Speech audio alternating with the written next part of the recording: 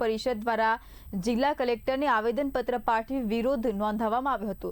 સાધુ સંતોએ હાથમાં પોસ્ટરો લઈને જિલ્લા કલેક્ટર કચેરી ખાતે વિરોધ પ્રદર્શન કર્યું હતું। સંસદ પરિસરમાં સંતના વેશમાં થયેલા કથિત વિરોધ સામે સંગઠન દ્વારા વાંધો વ્યક્ત કરવામાં આવ્યો હતો। આવેદનપત્રમાં પપ્પુ યાદવ, મલ્લિકાર્જુન ખડગે, રાહુલ ગાંધી, અવધેશ પ્રસાદ અને અખિલેશ યાદવ સામે કાર્યવાહી કરવાની માંગ કરવામાં આવી હતી। સાધુ સંતોની ઉપસ્થિતિમાં રાષ્ટ્રપતિને સંબોધીને આવેદન જિલ્લા कलेक्टर मार्फत मोकलवामां आव्युं हतुं।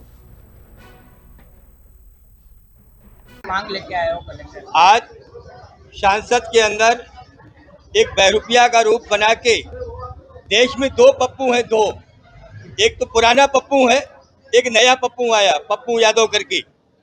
ये वैसा पप्पू है कि समझ में नहीं आ रहा है।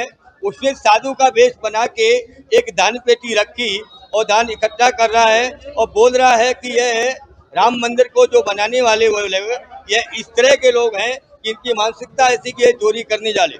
ये साधु भगवा पहन के जो मंदिर का पूजा करते हैं, ये सनातन की रक्षा करते हैं, सनातन को मरने मिटने को तैयार हो जाते हैं। इस तरह से उन्होंने भगवा पहन के ये बताना चाहते हैं देश के साधु संत वो चोर हैं, दान पेटी से पैसा चुराने वाले हैं।